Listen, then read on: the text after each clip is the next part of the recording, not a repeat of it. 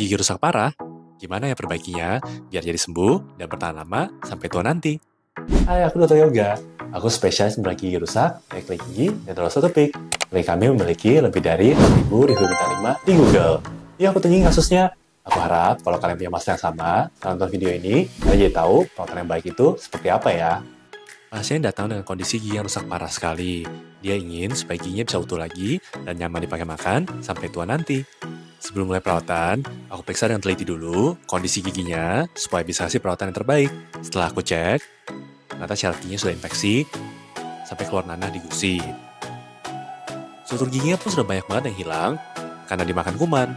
Aku dan tim Dental 21 selalu fight untuk dapetin hasil yang bisa bertahan selama mungkin.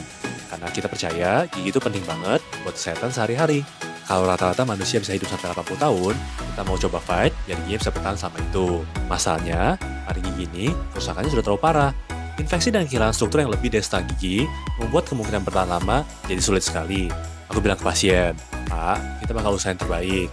Aku akan coba bikin gigi ini bisa bertahan sekitar 10 tahun ke depan lagi. Aku nggak bisa janji, tapi kira-kira ada 80% kemungkinan ini bisa berhasil, dan ada 20% kemungkinan bisa gagal atau bertahan lebih lama dibanding itu. Pasien pun setuju, dan aku pun mulai perawatannya. Langkah pertama yang aku lakukan adalah pasang karet pengaman gigi ini. Karena tujuan kita jangka panjang, karet ini penting banget. Perawatan syaraf gigi adalah proses untuk mengeluarkan kuman yang sudah masuk ke dalam saluran akar gigi pasien. Kalau tidak pakai pengaman, ludah dan juga darah bisa masuk ke dalam gigi dan membawa bakteri baru. Jadi perawatannya akan sia-sia, karena kita mau keluarin kuman, kita malah masukin kuman baru ke dalamnya. Setelah karet terpasang, aku bisa lihat kondisi gigi lebih jelas. Di sini aku bisa lihat banyak jaringan gigi yang sudah lunak dan terinfeksi. Inilah tanda-tanda dari mineral gigi yang sudah habis dimakan oleh bakteri. Semua jaringan lunak ini harus kita buang. Karena kalau kita biarkan, bakteri dalamnya akan terus semakin berkembang biak, akan buat tambalannya cepat rusak, dan akan terus makan gigi aslinya sampai jadi habis. Aku buang semua jaringan terinfeksi pakai bur sampai ketemu jaringan yang masih sehat. Tanda-tandanya adalah permukaannya masih keras. Setelah aku yakin bersih, aku akan lanjut masuk ke ruang syaraf giginya. Ruangan ini tadinya berisi syaraf-syaraf kecil gigi yang dipakai pasien untuk perasangan kunyahan, manis, dan juga dingin. Sekarang semuanya sudah terinfeksi sampai mati. Tugas kita adalah membersihkan ruangan ini sampai ke ujung dari bakteri-bakteri yang sudah masuk dan menyebabkan nanah dan juga infeksi di gusi. Aku bakal pakai jarum khusus yang bentuknya seperti gergaji mini untuk memperlebar saluran syaraf, sekaligus juga mengikis bakteri-bakteri yang sudah masuk ke dalam gigi ini. Yang paling penting, jarum ini harus masuk sampai ke ujung akar gigi. Karena kalau cuma masuk sampai setengah doang, bakteri yang terbunuh hanya sisa setengah aja dan akan tersisa di ujungnya. Padahal bakteri paling banyak justru di ujung akar. Ini makanya penting banget supaya dokter gigi kita harus sabar dan pelan-pelan cari jalurnya sampai ujung agar gigi ini benar-benar bersih dari bakteri. Begitu saluran cukup besar, barulah obat bisa masuk. Obat yang aku gunakan namanya sodium hipoklorit.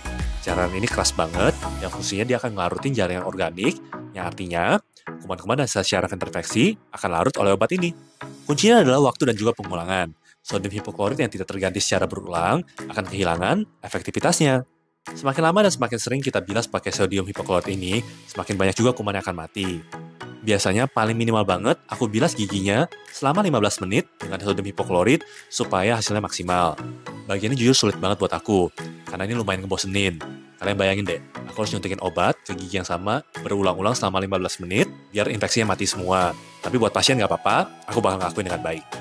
Setelah semua saluran dibersihkan dan juga disinfeksi dengan sodium hipoklorit, bakteri seharusnya sekarang sudah mati semua dan tubuh pun bisa mulai kirim pasukan untuk memperbaiki infeksi yang terjadi. Kita sudah bunuh semua bakteri dan infeksi pun sudah hilang, tapi kita belum cegah agar bakteri tidak kembali lagi di kemudian hari. Untuk itu, kita harus menutup ruang syaraf dengan bahan khusus yang rapat agar bakteri tidak bisa masuk lagi. Aku akan pakai dua bahan khusus untuk menutup ruang syaraf ini. Pertama, karet steril khusus yang rapat untuk menutup ruang akar gigi.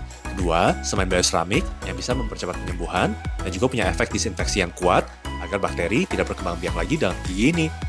Setelah ruang akar tertutup, aku tambal gigi ini dengan bahan tambalan sebagai fondasi baru. Tambalan ini bersifat sebagai dalaman gigi, dan nantinya akan dilapisi luarannya dengan tambalan seramik permanen yang bersifat kuat dan juga jangka panjang.